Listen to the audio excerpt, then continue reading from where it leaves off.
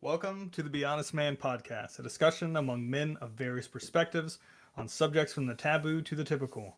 This is episode 16. And today, we're going to be talking about the importance of self-discipline and developing self-discipline and everything to do with self-discipline. Before we get into that, I wanted to ask the boys, how was your week? How's the last couple weeks? I feel like I haven't talked to you guys in a little while. I know I've been busy. We've been kind of a little off schedule, but how have things been? Yeah, it's pretty good. I've been working on my car. So I went to help my dad out. My dad bought a Corvette, so now he's all things Corvette. As you joined a should. car. Yeah, he joined a Corvette car club, and so they hosted an event, and I went to that event with him. And on the way up there, all my gauges in my car stopped working. Stereo cut out, and I was like, okay, I know this is a battery issue, but if I cut the car off, it's not cutting back on. So I just continued driving.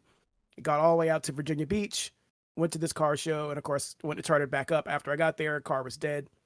Had to get a jump, went down to AutoZone, got a new battery, got me home, but I knew I had an alternator issue.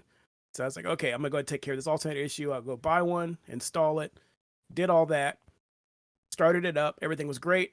Did the voltmeter test on my battery. It showed 14 amps, so the alternator was doing its job. But now the battery light is on in the car. The alternator that they gave me is faulty. Oof. One of the cords isn't working, so I got to redo that entire job, but I just haven't done it yet. So my gauge cluster in my car just looks like a Christmas tree, just lit up with all kinds So when of... it originally went out, where were you? Were you still like just leaving the house or? I was in the Norfolk Tunnel. Oh, okay. I was gonna say like you went from like home to the beach, like just nothing, just no gauges. Yeah, there's no I'm just gonna flow speedometer. with traffic. We'll figure it out. Exactly. No speedometer, no heat gauge, no RPMs, no So stereo. if you know, isn't it normally like most of the time it's the alternator, not the battery? But if you knew you needed the alternator to be replaced, why did you get a new battery? I needed to get home, and I wasn't gonna be able to replace the alternator out at the beach. But Okay. because the alternator wasn't working, my car was running off the battery, and it just drained it completely. Oh, okay. But the car will continue to run because it's mechanical, not electrical, when it comes Yeah. to making it run. So it had just enough juice to get it going, and I needed that electrical juice to get back home. So I was like, Gotcha. I'll drain another battery getting home, because AutoZone has the lifetime replacement if you buy your stuff there. So Okay. my battery was dead. Went to them and they replaced it for free. My car's been dying ever since I came back from my trip out to TwitchCon. Or when I first got the car back from my mom's house, where I dropped it off when I took Jaina there to stay. My car wouldn't start, and so we had to go and do the whole jumping thing. And my little jump box that I got, the little like charge pack that you just hook up, whatever, it wasn't charged. And I was like, well, great. So we had to jump it, get it home, and then like for 2 days or basically 3 or 4 times I went out there, I had to jump it again. Like every time I went back to my car, I had to jump it. But that little jump box, those suckers are good. Like, because it's not an actual like jump, it's starting your car from the pack. Yeah. And that's it. But you plug, I mean, the second I attach that thing, I walk over, turn it, car's on. Like every time, it's immediate. So now it's starting by itself. I think it just needed some more time to get going or whatever. But those things you don't drive far enough to really charge your battery, so yeah. But that thing, I mean, it's miraculous. Like I've it's been wanting so one quick. of those. Dude, get one. Yeah, me too. Get one. They're like $60 to $100, and if I ever walk out and I need to jump anywhere, I just open my car and do it myself. Yeah, like it's having to wait. I had to wait for immediate. somebody to come by, and I was trying to flag people down, and they're like, "I'm not stopping for you, strange man, on this back road." Yeah, like, no, that's it. Get one of those. You would just walk out, and the second you attach them, you hit the on button, you go in, you turn it, and car's up. It's fantastic. So I will tell you this though, electrical vehicles. So my wife has a hybrid RAV4. You cannot jump from those because the current is too strong. Yeah. They tell you do not jump from a hybrid vehicle. Unless you want to fry your other car. Yeah, it will fry it. So I couldn't even use her car if I wanted to jump mine. So I will have to rely on a battery pack. But anyway, how's everybody else doing? It was a pretty normal week, 2 weeks, I guess. I haven't done anything special, out of the ordinary, exciting. If you guys are watching it, you'll notice he has a thinner face. We that's- noticed this when we were doing, yeah. During pre-check, we did notice Chris has a thinner face. He also got a haircut, so if you're not watching the YouTube, go ahead and check it out. Chris None of this is gonna matter if you're not watching the YouTube. Yeah, Just know he's Yeah, handsome. I've been doing Yeah. my cheek exercises. chewing a lot of Facial. gum, you Yeah. know, just putting weights from his teeth and just bringing them up, strengthening the jawline. I watched the new Hellraiser, so it just hooks through the cheeks and just stretching them out. Oh, There you go. I haven't seen one of those in a long time.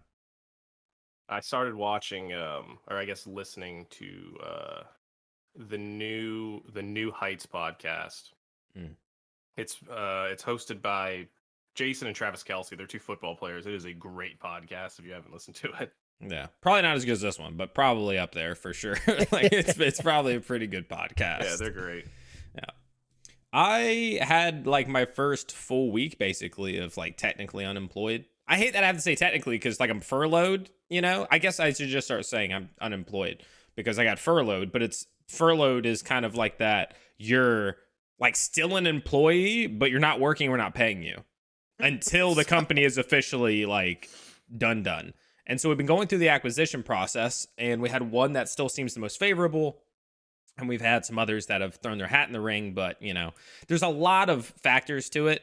And the one that we've been talking to the most, and I actually have a meeting with on Monday, is really just from what I've been told, they want our CEO. Like that's the main part of their acquisition, actually. They want the CEO.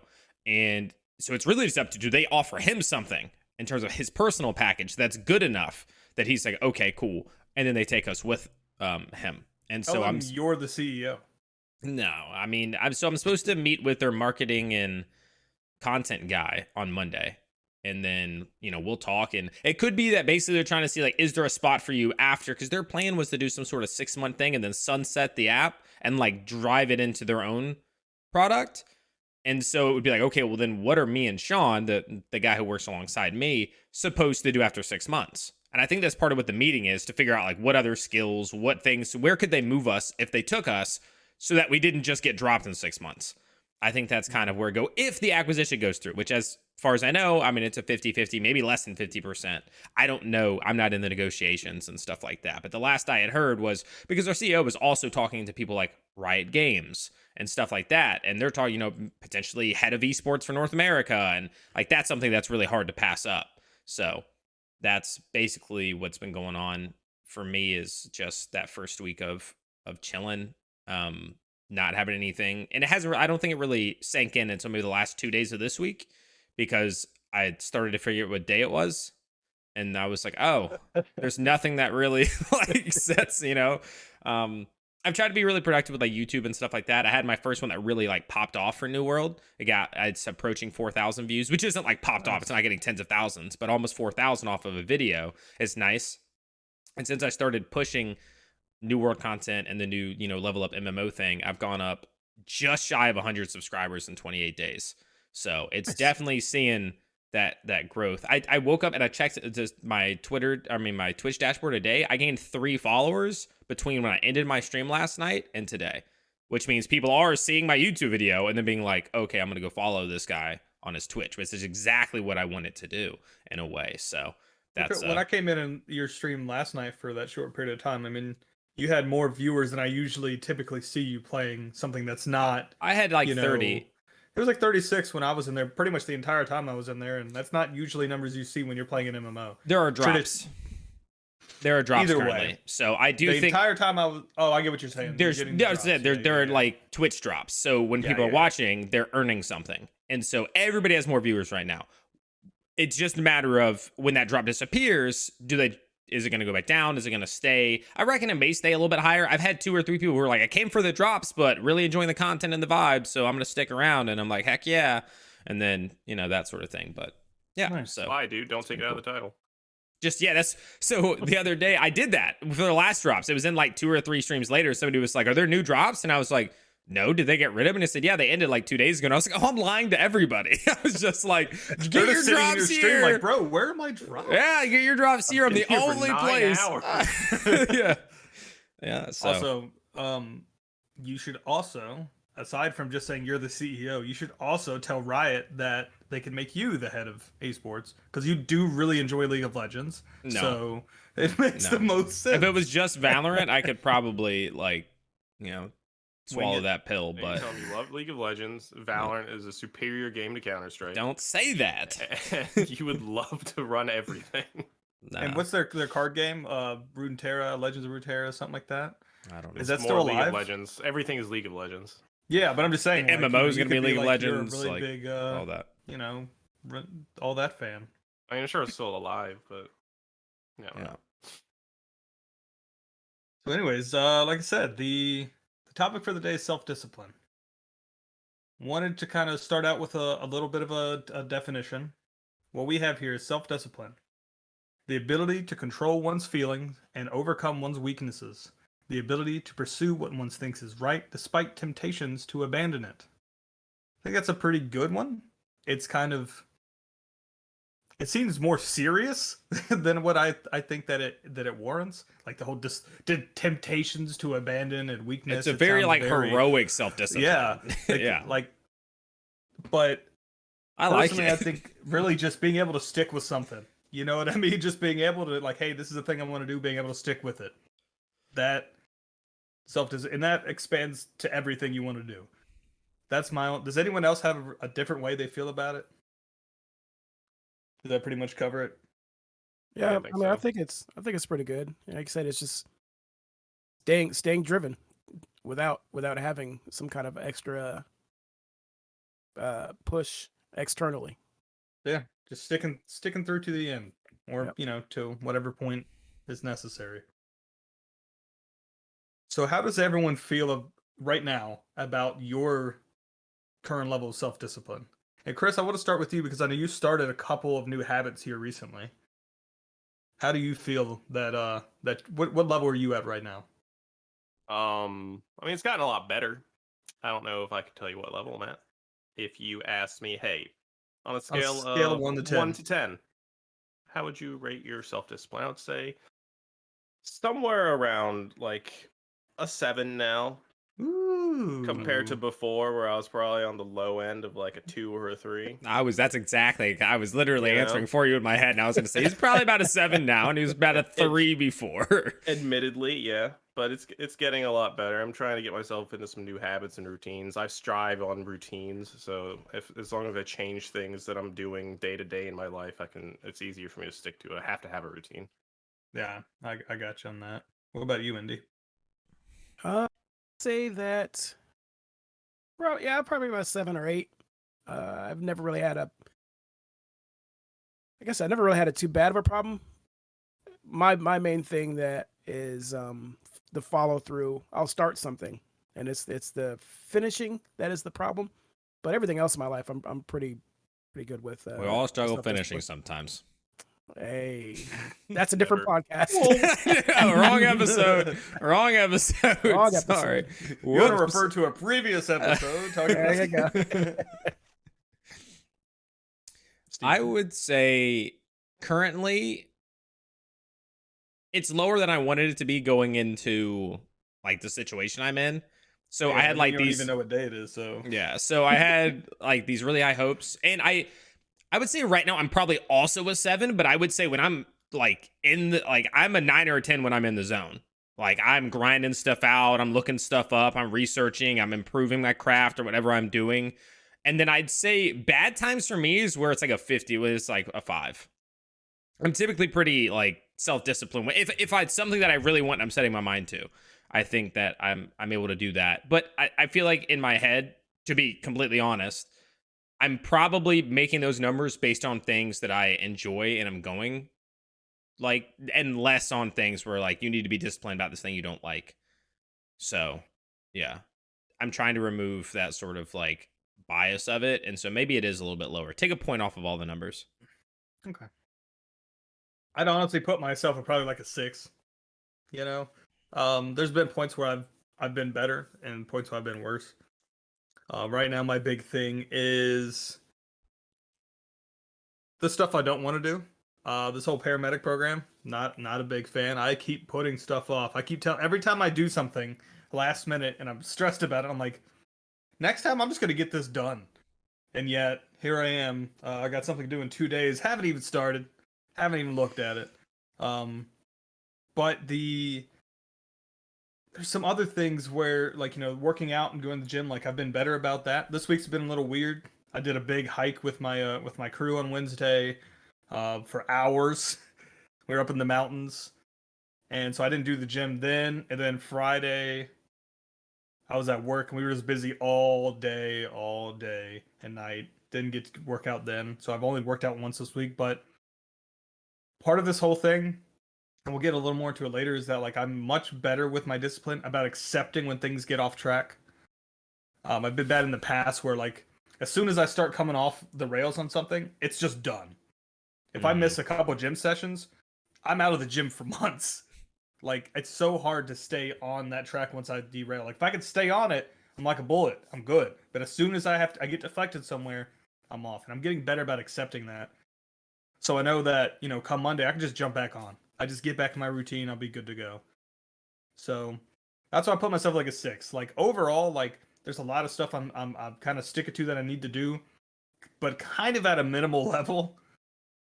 So that's where I think I'm at that's right good now. though. Sometimes that's the discipline. It's kind of like the days you don't want to go to the gym, you still go, even if you're gonna have a crap workout. It's just the fact of I'm still gonna do it. It may not be what I want to do today. It may not be whatever, but it's what I'm. And as long as it's not like an unhealthy sort of situation, right? Yeah. Like, if you need to rest, if you need whatever, do that. But if it's just a matter of I'm not feeling motivated today, which I hope we'll talk on in the show notes, that difference between discipline and motivation. Mm-hmm. No, you're absolutely right. Like, Friday, I was still sore from that hike. All right, bro. I was still sore from that hike. So I got up at 5:30, getting ready to go to the gym, and I was just like, walking hurts. Why am I going to the gym right now? So I said, screw it. To do upper body. Like, yeah. What? Well, then I was like, my plan was like, well, you know what? I'm just going to do upper body. I'll do it at work. I'm on the engine. I should get some time. Foolish me.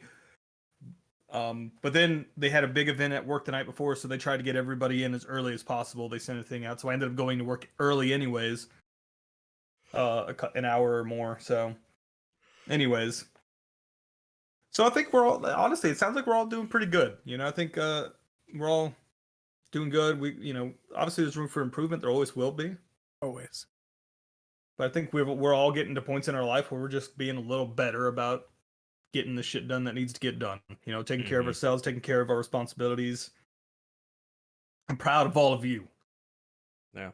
So with this, especially since a couple of us, I know it's a more recent thing. Chris. No, I mean, well, Chris is more recent. I know Indy, with the oncoming child, it's changed a lot for him. Me, with being less hard on myself about what I already just discussed, and Steven having to kind of step into a new phase of life and losing kind of that structure and having to still do the things that need to be done. I mean, there's a lot that we all have to step up in a way. So how do you feel that has changed you and kind of how you live your life, for better or worse? I imagine there's not a lot of worse, but there could be. So I can say that my self-discipline has gotten better. Like I said, there's still room for improvement. I am now, I think, going on 8 months sober. So that's definitely been a positive. yeah, I don't think anything worse has happened from self-discipline. Maybe, like I said, being hard on yourself is probably one of the negatives for self-discipline. When you don't meet a goal, or there may be a setback, you'll be hard on yourself. But I haven't really had that. but it is an easy trap to step in. Yeah, I've been very good with my self-discipline when it comes to the temptations of those types of things. So, and the further I go, the more proud I am of it. So that's definitely been a self-motivating factor for me. But most of my challenges when it comes to self-discipline comes from, like you said, the things we don't want to do. And that's going to be work or some other little projects that I have. Like, I have a painting that I'm supposed to be doing for my parents from last Christmas, and it's still sitting. I need to do it. I haven't got the self-motivation to do it. And I keep looking at it. I'm like, I'm going to get this thing done. I got to get it done. And I I set it to the side. All right, we're gonna try the same tactic. Andy, do the painting. Do the painting by next week. Next time we record, we want progress on the painting. Yes. There we go. Yeah. You guys didn't jump in last time. All three of us really got in. Sean, and Andy! Chris. There we go. Do the painting. Do the painting. If you don't do the painting, I tell you what. Chris is gonna stop taking care of himself. no. Membership. If you break, we got a cycle with like a combo going. If you're the combo breaker, we got to start back over. We got to get Chris into therapy, then into the gym. You know, Steven's I gotta go back I got my doctor. I'll say he can't do anything with the shoulder until you're done. So like, I guess I didn't touch on that, and it's not important, but I did end up going to my first physical therapy yesterday morning, which is just the evaluation after finally seeing an orthopedic, and they think it is a shoulder impingement, not something like a rotator cuff problem. It's a shoulder impingement, which probably adds a little bit of tendonitis for the bicep and a little discomfort I have up here. They think it's basically just that, so I'm working on that. Continue. Nice.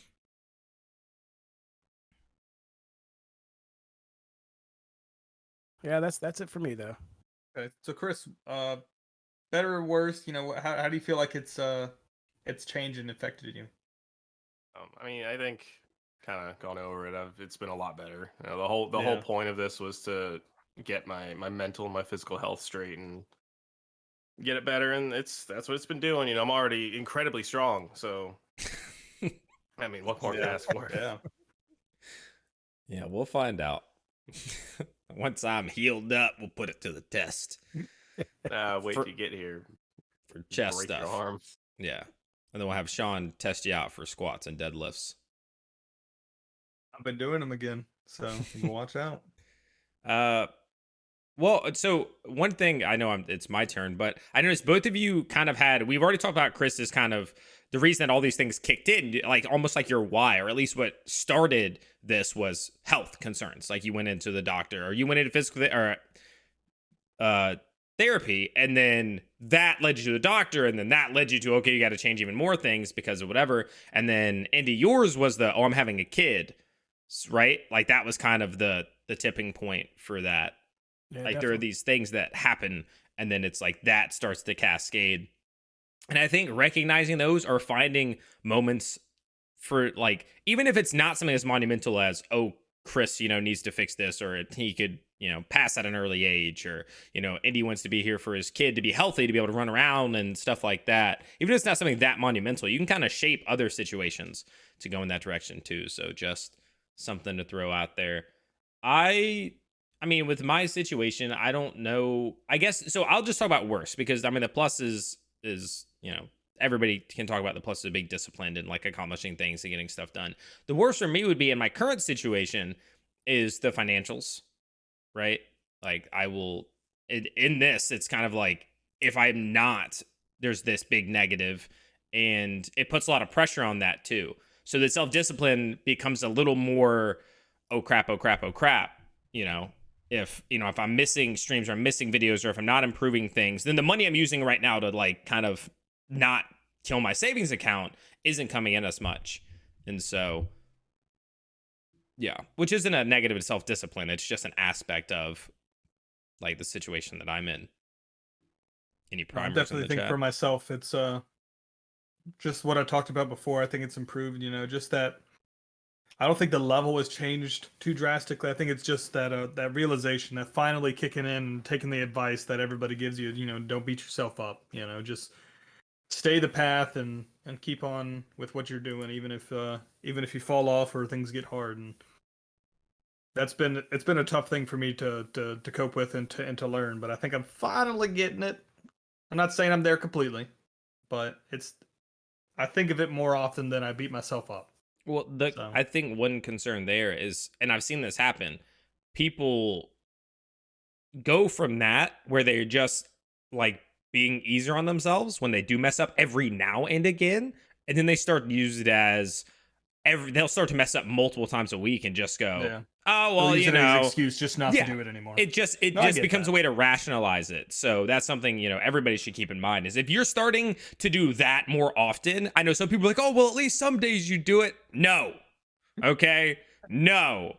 Just freaking do it more than you're not, okay? Like, start there and work up. If it goes in the other direction, fix it. Fix it. I mean, I'm with it. I agree. So I think we've pretty much touched on everybody's why, as Stephen put it. What pushed you to kind of do this? Was there anything beyond what we talked about? Chris's health, Indy's child. Was there anything that is beyond those things that has kind of pushed you to want to improve? Before this, like, whole, you should probably try to make some money off of it and push it harder and stuff like that. I was already doing it because it's just what I wanted. I wanted to be a content creator. I wanted to be somebody who, engaged with people a lot. I like to talk. So it just made fit, that this would be something for me to do. So, I mean, the other factor was really just pleasure, just enjoyment. I can see that. That's pretty much the extent of it for me. Once I got going, it's like I started to realize I probably just should have been doing all this stuff all along anyway. So it's kind of just helping push me along. You don't say?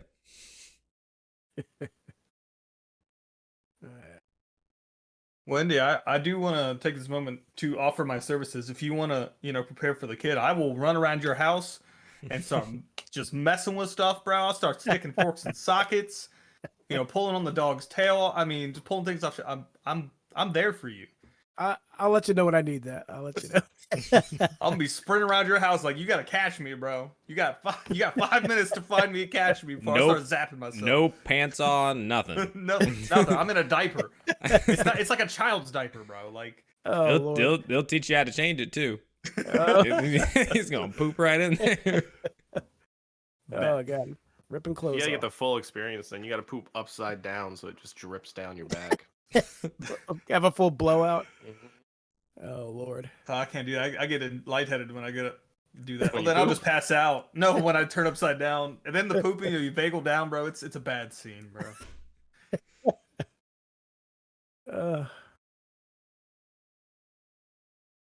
So I feel like this is a pretty broad question, but I think it might be a little different for everybody. So why do you feel that self-discipline is important? I mean, I will say that without self-discipline, you really there's nothing left. Self-discipline is what gets you through. It's why you get up without outside motivating factors, of course. Which I guess we'll get into a little bit later, motivation versus discipline. But just you need to be able to know why you exist, what you're trying to do, have your own goals, and being able to hammer those out, even when you don't want to, even when you don't feel like it. Just getting things done. I know that,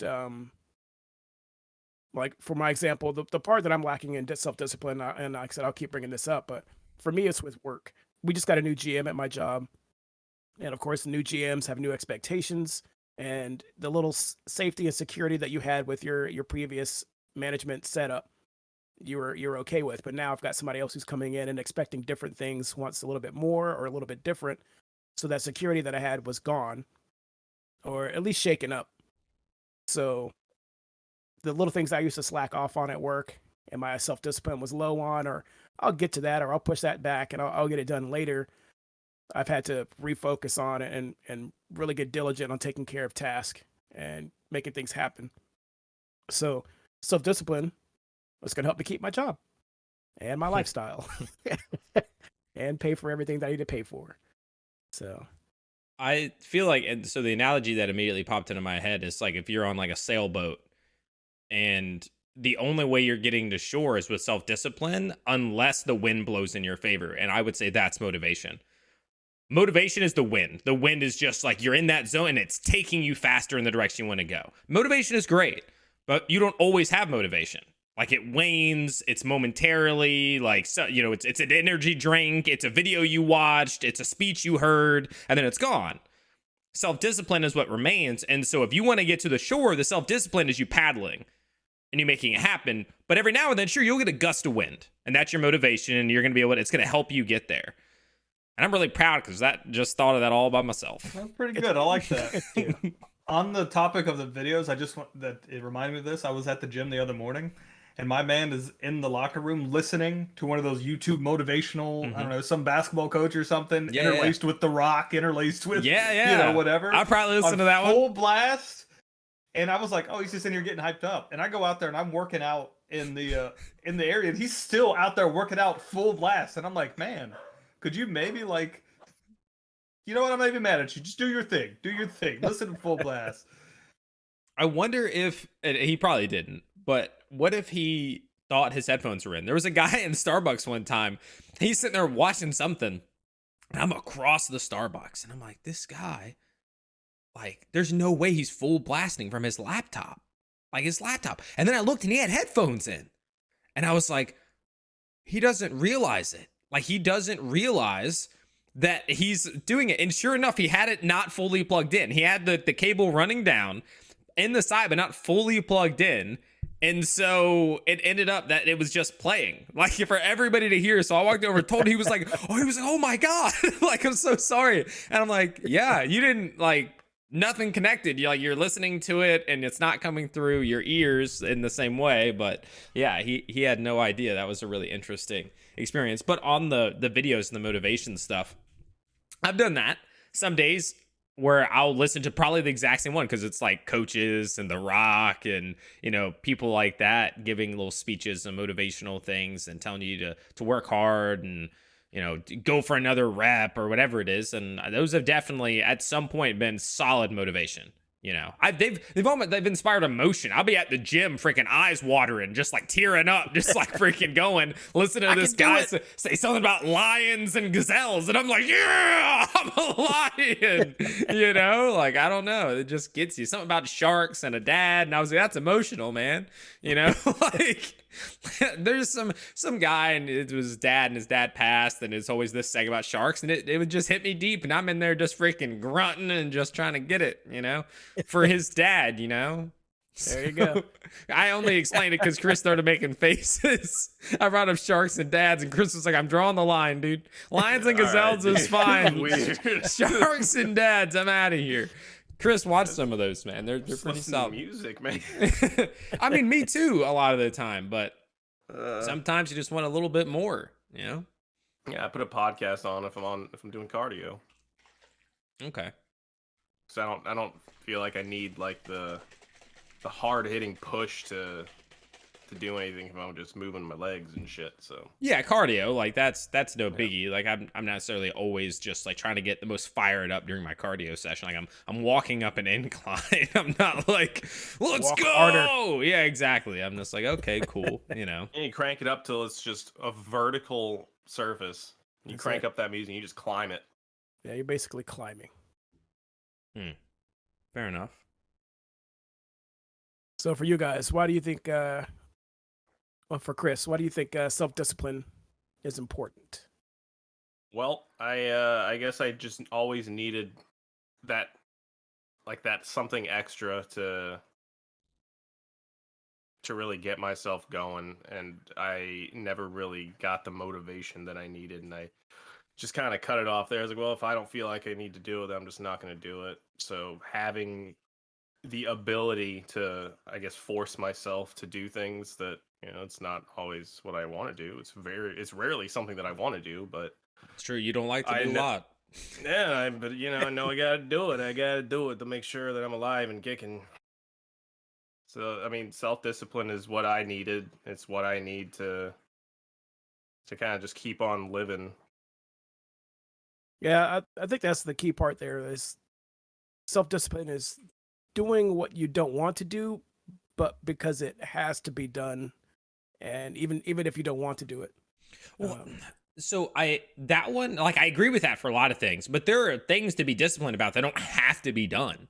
You know what I'm saying? true. Like, it's not always a back against the wall thing. And I feel like a lot of the time it's positioned as such, but like my situation is a back against the wall. Me being disciplined about making YouTube videos isn't, oh no, if I don't, like, it's the end of my days. Now you could frame it in that way. Yeah. You would say the discipline to live the life that I want to live, right? sure, then it's like this must be done. But there are a lot of things out there that like, you don't have to do.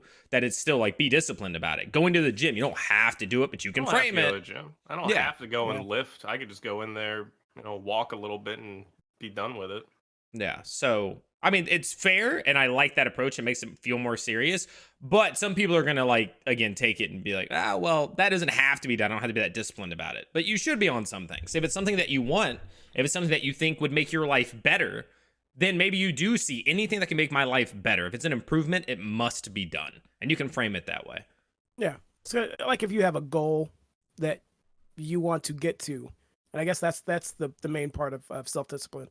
Having a goal set that you are trying to reach, and then knowing that, hey, if I'm going to reach this goal, these things need to happen. I don't have to do them, but if I want to reach that goal, these things have to happen whether I feel like it or not. And that's going to be the key part of that. Yeah, I mean, that's how I rationalize it for myself. I just tell myself that I have to do these things. Otherwise, I know that, there's probably a decent chance that in my head, there's going to be that switch that flips. And it's going to say, if I don't have to do it, then why should I do it? So Yeah, I have to tell myself that if there's something to be done, I have to do it, and there's no other option. For sure. So, where in your life has self-discipline helped? And I know we kind of touched on this, but are there any instances outside of what we've already discussed where you guys have felt self-discipline has really helped you? I can't think of an area where it hasn't really. One thing, I guess, me not ever drinking or smoking or doing drugs. I mean, that's tied into discipline as well. People have tried to sway me since like middle school to do stuff, and that self-discipline to be like, no. And again, to each their own, but to me, it almost became a part of my identity. Like the idea that I would start drinking now at 31, I wouldn't know who I was because I just don't do it. And I've never done it. And that just, it would be a very weird thing to me.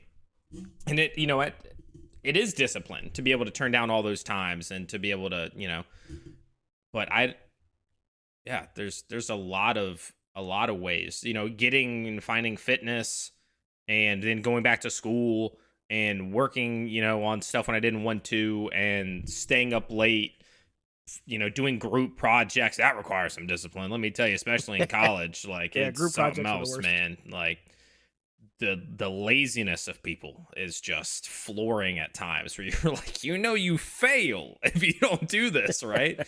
And they're just like not showing up. They're getting there late, stuff like that. Having the self-discipline to not get infuriated every time somebody's not courteous, there's that as well. So, Chris, can you think of any times outside of your current situation where self-discipline has really helped you? I guess sort of similar. It's gotten me to where, I was able to quit smoking and vaping and drinking, all that stuff, and I had no problem with any of that. But I can't really think of any particular situations outside of that. I know that for me, it comes down to like my drawing or art, having to turn down things to focus on my art to get to that level. I think with any kind of talent that any person pursues, whether it's a gaming talent or any kind of talent, there's a discipline with that. You're gonna focus, you're gonna make things happen, and you're gonna really put your all into it. So those kinds of things really help get you going. So it has helped me with my art and just kind of drawing. So I've been doing Inktober, and I've seen that those. has been really fun, but it definitely takes a lot of discipline to get that done. I know a lot of my artist friends that are on Instagram and that I know personally. I have a couple at work. They've attempted Inktober and failed. They've done one or two prompts and then failed. But so for those who don't know, Inktober is created by a guy named Jake Parker on Instagram. And what it does is he has 31 prompts that you would draw from through the month of October. And it's just a way for artists to kind of just draw. Give you a reason to draw, and it brings the community of artists together that are on Instagram and across different social media types. Now it's kind of expanded, but gives you all a reason to draw, and you can see what everybody else is doing with the same prompts. So it's pretty cool to see other artists do it. But to draw for 31 days straight, every single day, even on the days you don't feel like it, I've gotten done where wife and I have eaten dinner, we've watched a TV show, we're on the couch, and I'm like, oh, I gotta go draw. I could just not do it, but I'm gonna go get it done. Does So she push you? Is she like a reminder? Like at the end of the show, she's like, "Have you drawn today?" yeah, I she feel like definitely. I knew it. I knew Sarah was gonna be like, trust "You done me, that?" Yeah, I don't draw most of the year. And every time I get done with October, I'm like, oh, I love it. I'm gonna draw more, and then I don't. And so my artist account on Instagram is just turned into an Inktober account. You see me October 1 through October 31st, and then after that, I'll see you guys next year. And I always say at the end of each Inktober, my last posting, oh, this has been great. I will see you guys more often. I'm gonna post more, and then I don't. Yeah, I thoroughly enjoyed the Luna one you posted the other. Was it yesterday? Yeah. Yeah. Oh, that was fun. Although my favorite of all time that I've seen through all your Inktober's was that one. It was like this creature that was like part fish and part like yeah. Oh that yeah, was the yeah. best But one. one of my friends wrote a story, and I decided to illustrate the person or the little character or creature that he had in that story. It's very. I was that friend. Context All clues. So, Sean, we were asking, where in your life has self-discipline helped you Oh, everywhere. outside of what we've already previously discussed? Yeah, obviously the gym, all those things we talked about. Work has been huge. So when I got my current officer, so prior to that, I just been coasting at work. You know, I did my job. I came to work every day. I did what I needed to do. I'd fulfilled my contractual, obligations to be a medic, firefighter, all those things. But he came in, and his first thing pretty much was we sat down, we had a meeting. He said, "So what are you doing to improve yourself? Like, what are your plans?" And I'm like, "I don't have any." So he kind of was like, "Hey, maybe you should do this, and maybe you should do this. Take these classes and try and do this." And through that, I mean, I've come a long way. I went from just being a guy who just kind of came to work and did his thing to now I'm active in my department. I've been on multiple teams to try and improve the department. I'm on the peer-to-peer counseling team, which I, do pretty frequently. I'm an acting lieutenant now. I'm in the lieutenant's process to be promoted. Like, I've taken some pretty phenomenal classes with other departments to better my craft. I'm going through paramedic to better, my skills at that, also to make some more money. And I don't know that I would really be doing any of those things, A, if he hadn't really pushed me, and B, if I hadn't developed the self-discipline to do it. Because a lot of those things, the time comes up to actually do it, and you're like, I really don't want to do this. Not necessarily because I'm lazy or don't want to do it, because some things just feel like a waste of time. Some of the basic level officer and instructor classes, if you've graduated from high school and ever even thought about leadership before, you probably know more than what you're going to learn in that class. But it's part of checking the boxes. And that's the thing. It's like, I'm not going to get much anything other than a certificate from this class. So I don't want to be here, but I have to stick with it anyways. And that's the part of self-discipline we talk about when we're like, even the stuff you don't want to do, where there's no motivation to do it really, you just have to show up and get it done. There was tedious stuff. I guess I should have touched this on mine. So in my last job, and to your point, I think, and this is something I say a lot, without progress or something that we're set on or doing, life is boring and life is worse. Like it's just in general. Like we're sadder, we're more depressed, it is. You need something. You actually start to die faster when you retire. When you have nothing that you are working on, whether it's a project, whether it's a job, whatever it is. And so disciplining yourself to go accomplish those things, and also taking pride in your work, which is something I think was really instilled in us by our mom, where she was always like, take pride in what you're doing, whatever. And I get compliments on that.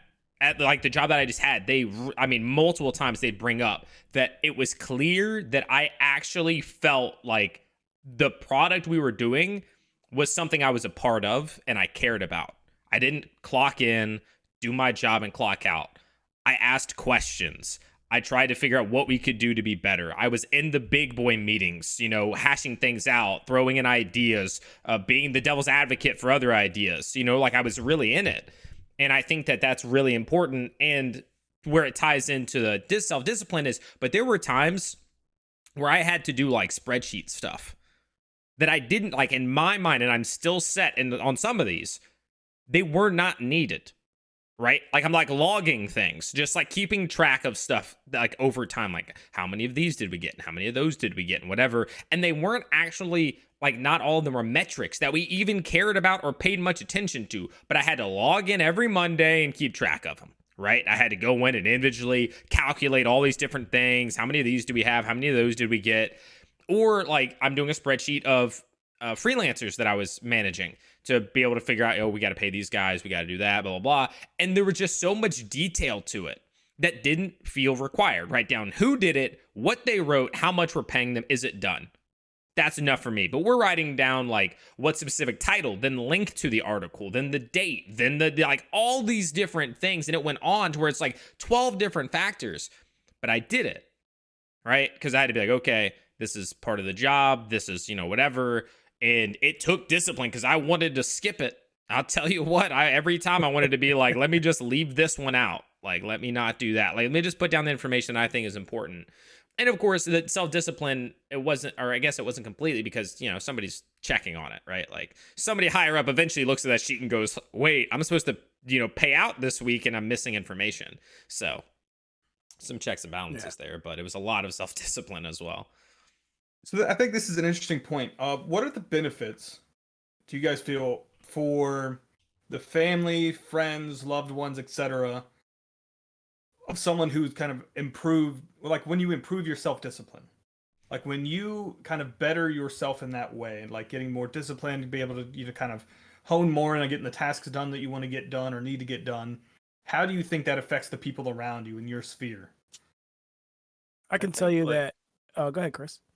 I was gonna say, the real simple version of it is like, if you're happy, people around you are happier, you're more enjoyable to be around. If you're out there and you're pushing yourself to do these things, you're improving your life, you're making yourself better. It shows, and the people around you are gonna notice it, and you're all one big happy family. Yeah, your vibe's better. You know what I mean? I mean, to put it in a more modern context, like you just kind of have a better You got vibe. good vibes. Right? Yeah, you just got good vibes. And then the other thing is like you can kind of prove as an example, right?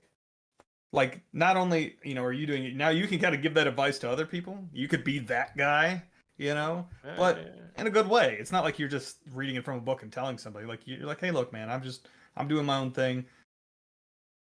They you may not have to even say anything when you say, your wife or kids or whoever sees you doing things and getting stuff done, being a man of action. That's a good example to go off. That's a good example to learn from. So I think it definitely has a positive. I don't think there's any negative impact it could have personally. Yeah, I would say that you become a person, a reliable person somebody can count on. Yeah, you get things done. So if somebody, you say you're going to do something, you follow through on it. And that's one thing I'm definitely trying to improve on myself at work. Because like I said, work is the worst part of my self-discipline that I have going on. I have one employee, but hey, he'll ask me, hey, could you approve my time in the system?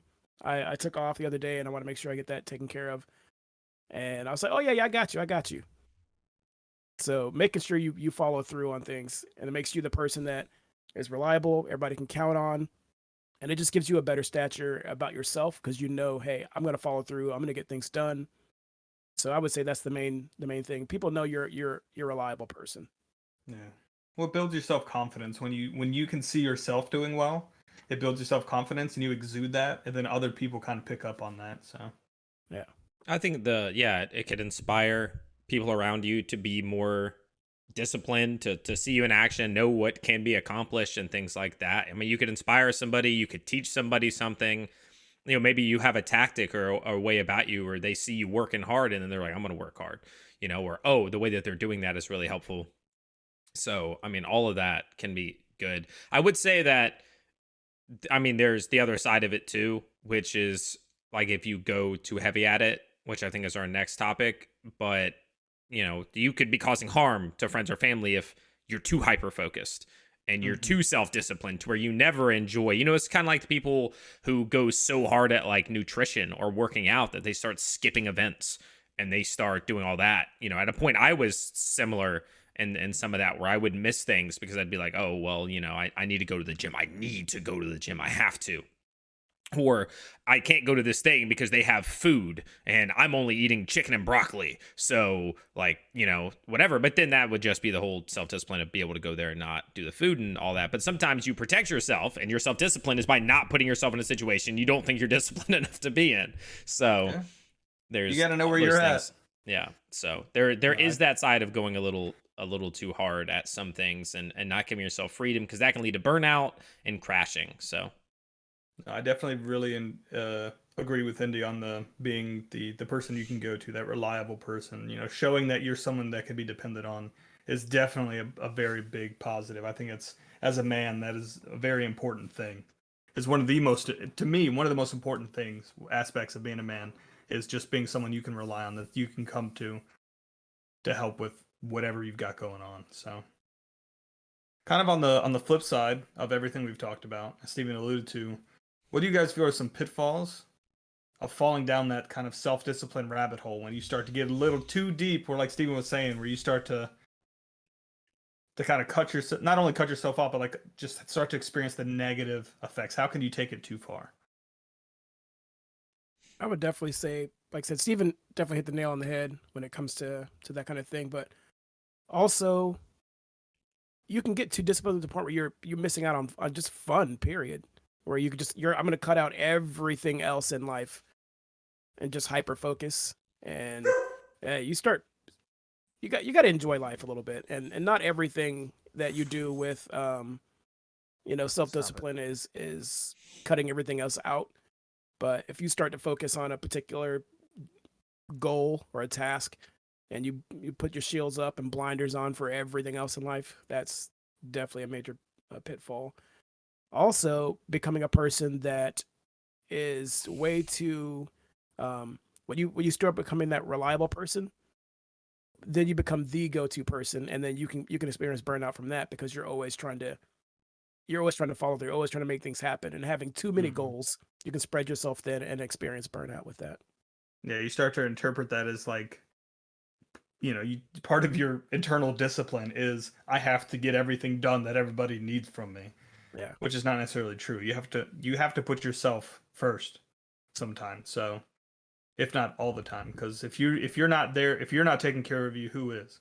And if you're not taking care of yourself, you can't help nobody else. Yeah, you can't take care of anybody else. Yeah. One thing I could see, and I've seen this with a lot of people, is that people can get very self-righteous about this sort of stuff, where, like, say you're just, you're having a weekend, you're just like, you know what, I'm at work, those cookies in the break room are really calling my name, and you're just in there killing a pack of them, those doughy sugar cookies that you get at Food Lion or something, and that person is just judging you. I mean, they're just like, man, that person lacks discipline, that person is a slob, that person, you get this kind of better than thou kind of mentality, where, like, you're so convinced that you're locked in, that you're doing what you need to do, and you're locked into your self-discipline, that you look down on other people who, in your interpretation, may not be doing what you think is right. And I work with people who are like that, and I call them out on it, But, there's people, that's just kind of how they live their life. They feel like they're so locked in that they could just essentially, they talk shit about other people for not living the lifestyle they live, as hardline as they do. And I think that that's definitely a shitty place to kind of take self-discipline. Yeah. One thing to touch on, where you said the whole like looking out for yourself first and blah, blah, blah, is something that I think every time this has come up, I bring up, is there is a line that you cross where you start to not be courteous and not respect other people's time or efforts or whatever it is. And putting that behind a facade of, oh, I need to focus on me and my happiness and my mental or whatever, when really it's being selfish. And I Well, think yeah, that there's a line. there is There's a 100% a balance. line, but people will abuse that frequently. People abuse Frequently, everything. people be like, "I'm learning to say no," or "I'm learning," and it's like, "No, you're being selfish," because there is a time where it is like, "No, I'm gonna look out for me, and I shouldn't do this because it's gonna negatively impact me." And there are other times you just go, "Oh, I should do that. That's the right thing to do," but I'm lazy. So instead, I'm gonna say, "No, I'm focusing on me," or whatever. And that is a very, very important thing that is being misused a lot. And so I want to put that out there.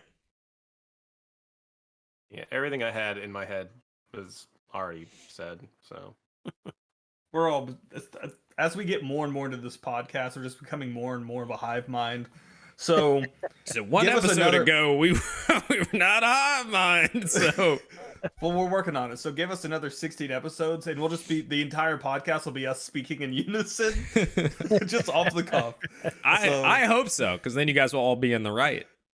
This guy. Yeah, because they'll be talking you'll be from. listening to us. Yeah, you'll stop thinking for yourself. No.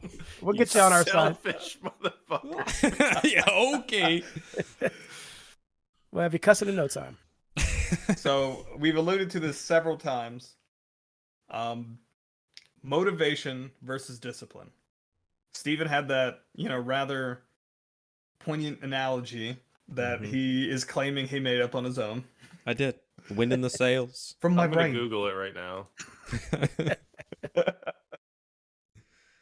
Steven's Googling quickly how to delete something from Google. No, look, if it's out there, cool. Somebody else thought of an amazing analogy just like me, but I didn't get it from anywhere.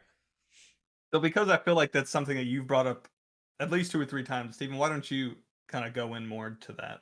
Well, it's Motivation something versus discipline. Yeah, I've experienced a lot where you get motivated in that moment, you're getting it done. It's happening.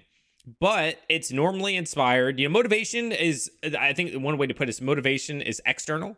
You saw something, you heard something, you watched, whatever it is, right? Something inspired you. And so that's a limited thing where it's doing it. And sometimes it could be extended, right? Maybe it gets you through a week. Maybe it gets you through an hour. Maybe, whatever it is. But eventually it turns into, have you built the habit and the self-discipline to keep doing it when that wanes? And that's the difference. Again, same analogy is the wind is the motivation. It boosts you. It might get you moving quicker than you would be without it, whatever. But at the core of it, it is your self-discipline. You still got to paddle. You still got to correct the sail, whatever, to go in the direction you want to go. And those are the two big things. And some people, they get in the motivation trap.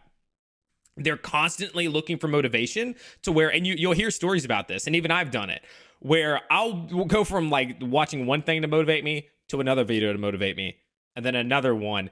And yet I haven't actually started to do the thing that I was trying to do. Same thing with self-improvement. There's this whole gimmick about like, there's all this self-improvement stuff, and people get in the habit of, they just watch so much self-improvement stuff that makes you feel like you accomplished something and you improved. So then you don't actually take the action, right? You just get stuck in that loop of being like, oh yeah, dude, I watched that video about what I could do, so I feel pretty good. I took a step forward. Yeah. You learned how to improve yourself instead of actually improving yourself. Yeah, so you're done for the day. And so I the have next day, exactly. So the next day you go to do it again. And then you realize you're 4 days in. You haven't actually done anything other than watch videos about how you can improve yourself. It's the same thing. Those are motivation. You need the discipline to take it into action and to make things happen when the motivation isn't there.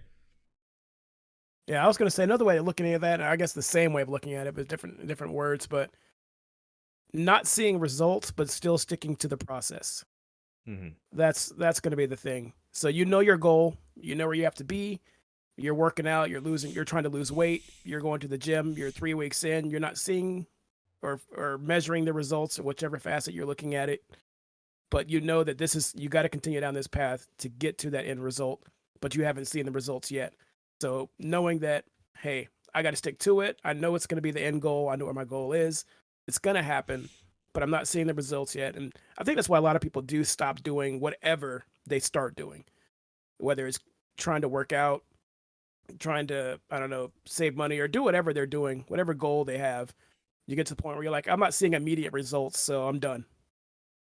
And so not having that as a motivation, seeing those little steps, then the discipline is what's going to keep you, hey, I'm going to stick to it. I'm not going to do this thing, or I am going to do this thing to continue towards that goal. So I guess another way to look at this, an analogy that I just came up with, is say you're like a ship, and you have the oars, but then the breeze comes and pushes. That's motivation. Breeze is the motivation, and you know, with the oars, it's nothing like Steven's boat paddle and wind analogy. Yeah, that one was dumb. All right. Okay. You know, it's like if you're a bird, right? And you're flapping your wings is self-discipline, and sometimes you can just glide because the wind holds you up, and that is the motivation. All right, it's like you're a boulder rolling down the hill. Actually, I'd like to see where you end up with that one. At the bottom of the hill, dude. You end up at the bottom of the hill. Yeah, you go like sometimes you don't have gravity to help you along, and you just gotta grow little boulder arms and push yourself along. Oh Lord! You could have just said when you're pushing a boulder down a hill, then it would be like, you know, the momentum Steve, I carries didn't start itself. off right, and Chris called me on it, so I had to do something. Commitment. I like it. There you go. See, self-discipline. I Self-discipline finished to the continue analogy. that bullshit analogy. Y'all make my face hurt smiling too much. So that's most of the topics we have. We have this little, what do we call this, little questionnaire, guys? Is how is your self? Who put this in here? I want to just so I can kind of credit where it came from. I'm assuming you didn't come up with this on your own. No, I did not. There was a website that I did find, and it was kind of like a way of gauging your self-discipline. So the little questions you can ask yourself to kind of figure out where you are, and depending on your answers, you can kind of figure out what you need to focus on to better your self-discipline and to kind of call yourself out. So you don't really have to answer these questions out loud unless you want to, but just some things to think about. And like I said, we can kind of go around and give ourselves a 1 to 10 if you guys want to answer the questions, and then you can kind of go into detail if you feel like it, but you don't have to. I think it seems like more like a yes or no thing, right? Yeah, Like Yeah, looking at I them. hate Yeah. straight up yes or no's for a lot of these. I do too. I do. Well, so what we'll do, I don't think we need to Just necessarily ask go the through first and answer question. them. Ask the first Well, question. You gonna say a yes or a no to that? alright. Because you're not perfect. You know what I'm saying? Like that's Yeah, not no, a you're yes or right. a no. So let's go through it so that I readers say or the just let your listeners can- first answer at the gut level stand.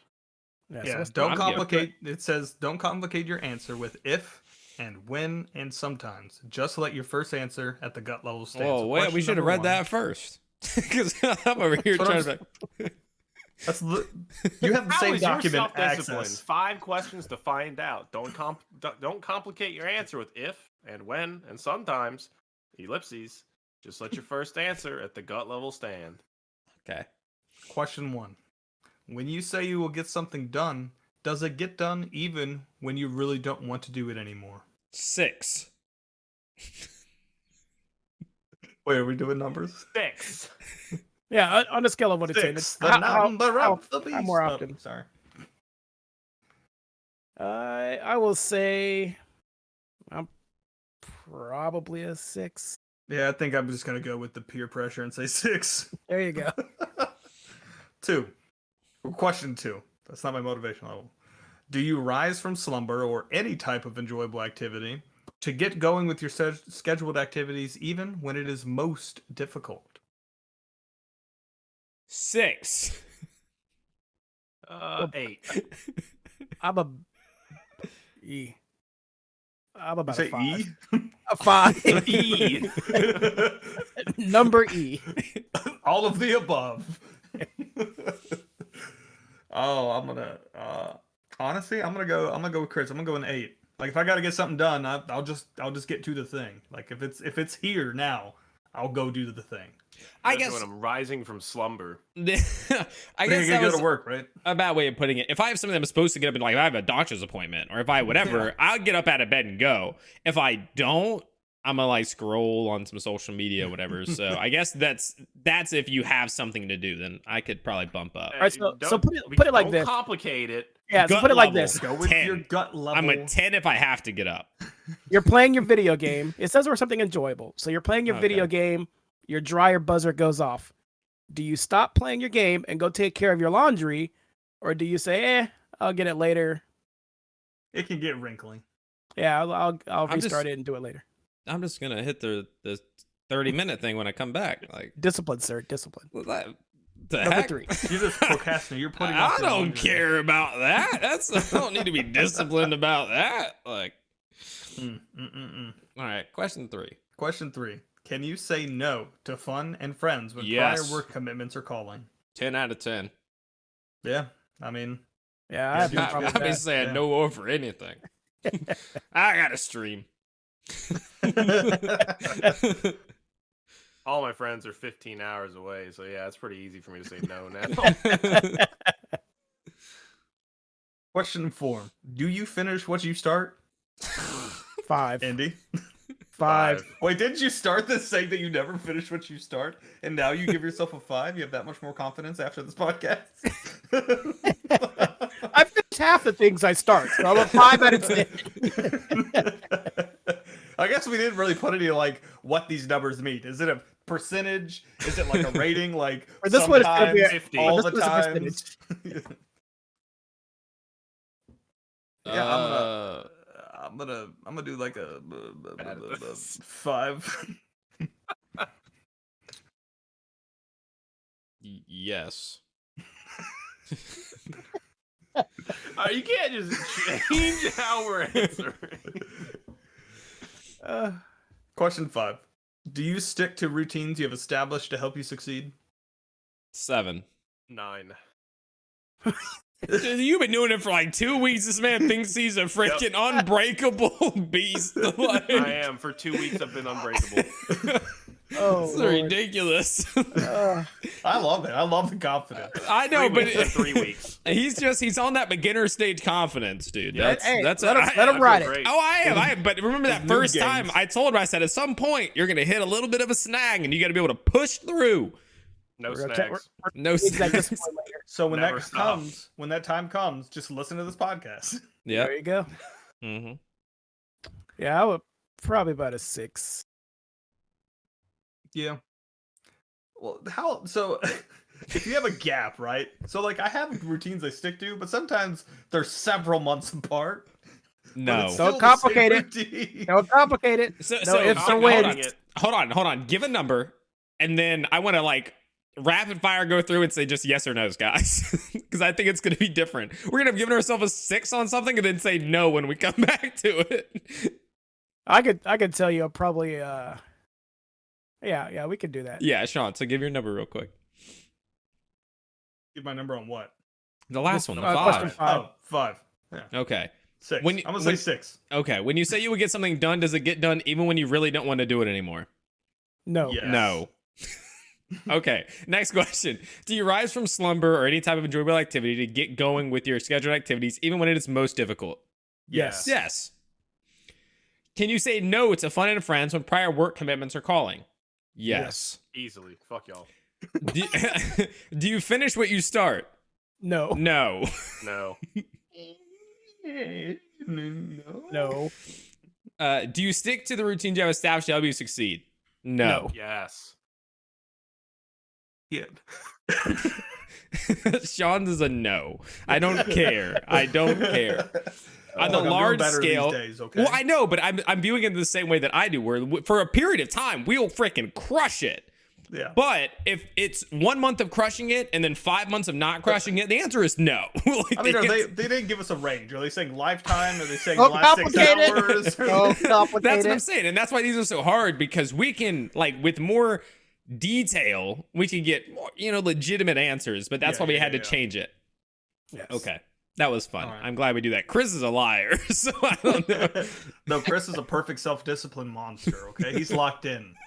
He is Yeah. locked in. I'm starting my own podcast. Called Locked In. with Chris. this is how you get Sounds like locked you're in. like in a jail cell or something, but Locked in. That's it. Yeah, that's it. That's the Hi, whole welcome, intro. welcome to the Locked In podcast. Various men have discussions about Are we talking about self-discipline? Am I in prison? Am I a military sniper? Who knows? So let's get on to, we're kind of wrapping things up here. We want to get on to a couple of tips about self-discipline that we've kind of put together. Who put most of these in? I know did. someone was working on it. It was you? It was Yep. Indy? Okay. So the first one was put your goals where you can see them every day. I think that's pretty good. No, you Mhm. can't work on what you don't know you're working on, and see them every day as those affirmations of, hey, this is why I'm doing what I'm doing. True story. So my wife worked at a jewelry store, and they were trying to drum up motivation and stuff like that. So her manager had them make what do they call them? Those boards, Dream boards, vision or- boards, vision boards, dream yeah, boards. vision board. And strangely enough, almost everything on my wife's vision board came true. She went to the college she wanted to get into the degree she wanted, then went to the next college she wanted to go to, and the degree I mean, like, almost everything on there, she was nailed. So it sticks to that kind of that vision, that, like it says there, that's essentially, the same thing. Like, I don't- visualize. I don't want people to set their bar that high to Jessica level, right? Like you can't I'm be not like saying, I'm she just saying escaped that- from a lab, right? Like she's a created super genius. I don't want people to think that that's gonna happen. She didn't need to write that Fair, down, I'm Sean. sure there were things on her vision board that were more mundane for like the rest of us. I'm Well, just I don't saying, remember all like, that stuff. I don't I think just she had to remember- write it down to go to the school she did. Okay, just not saying they're that good schools. it I'm can just help. saying she was gonna do it regardless. I'm just saying. It was an example of No, visualizing what you wanted and then getting after it. I agree. I just feel like that's the same as being like, oh, if you want to work out, dude, well, The Rock did this, like, no, like, you're not The Rock, Yeah, just get like, like a portrait of me, and then you'd be like, "Oh yeah, bro, no, I mean, I don't want to look like that guy." yeah. So that was just a joke about the fact that Jessica's very smart and, She is. whatever, escaped from a lab. The next one: remind yourself why you started. Find your why. Yeah, That's it. I think that's a good one. Set small goals first, and I think that's a trap that a lot of us fall into. I personally 100% fall into that. I always set my goals as something very general and broad, like lose weight or get in better shape. It's like, okay, well, what does that mean? Breaking it down, saying I want to lose 5 pounds, or I want to, I don't know, run a faster mile. Like finding ways to break that down into smaller bits. It's something that Steven and I have talked about in the past, but it just makes a lot And of sense. we talked about that a lot in the goals episode as well. Yeah, So yeah. that was somewhere between episode 4 and 6, I think. So check that out. That makes a lot of sense. Practice prioritizing. That's a good one. That's a good one. That's a really good one. That's something that I don't know if I do exceptionally well. Where I'll know that I have multiple things to get done, and sometimes you just pick one and you're just like, all right, I'm going to do this, instead of prioritizing like which thing you're supposed to do first, or which one is the better to do first.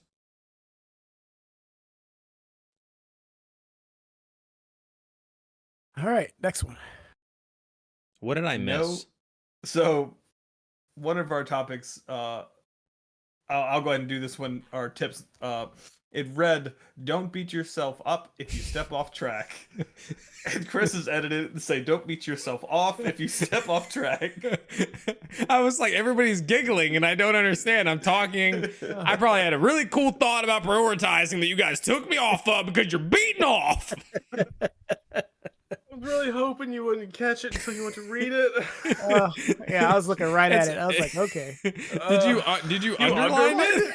Yes, I No, did. didn't. I did. That's why I was like, well, do you want to pay attention to it? You underlined it. All right. But yeah. So that's one I talked about a lot earlier on. When you come off, like when that motivation wanes, and you start to feel that feeling like, I'm gonna give up on this. That's where that idea of like, don't let little losses keep you from bigger wins.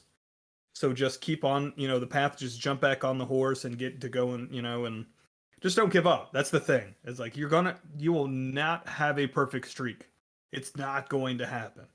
There are going to be a lot of stumbles along the way. Your prioritization should be something that you learn that best fits you, because you have the advice of like, do some of the small things first. It builds momentum.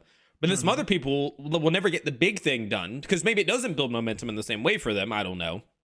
And they need to do the hard thing first, because then it's just like, oh, I've knocked that out, I can do the rest. So find what works for you.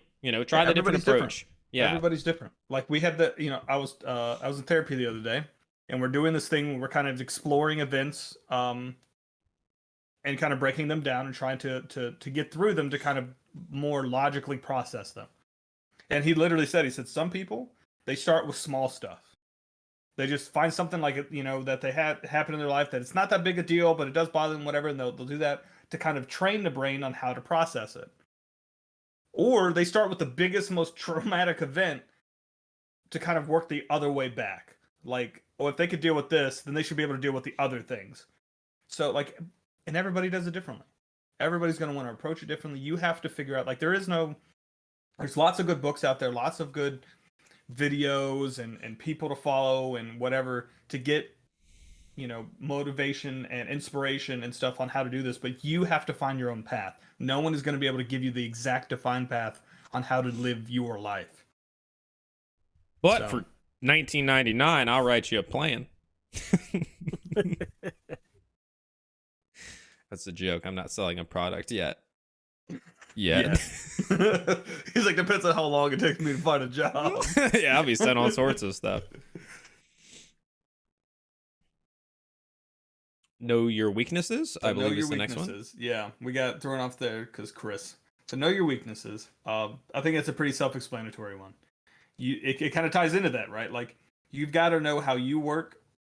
You got to know where your pitfalls are, where you're going to fall short, where you're going to lack that discipline or motivation or whatever it is that you need to kind of get over it, and work in ways to deal with it.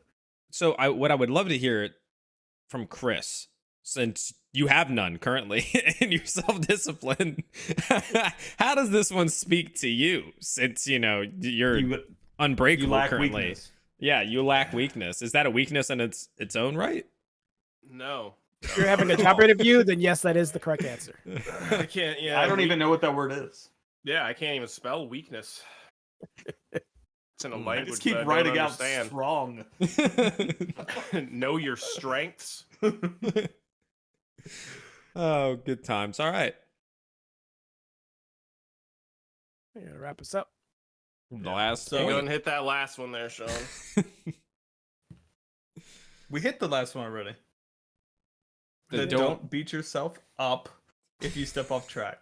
I kind of went into that little diatribe, right, as everyone was giggling, being immature as I'm trying to, carry this podcast on my back, and Oh my God. Okay. Don't even get me started. All right. So it says, Chris wrote down, it was don't beat yourself up if you step off track. And it was really funny. He now has bolded it, increased the font size, and underlined the word off instead of up. So don't beat yourself off if you step off track. We just want to rehash that. Because that, can drain you. You can only beat off if you stay on track. Yeah. It's a reward. No one use it as a distraction. As a treat.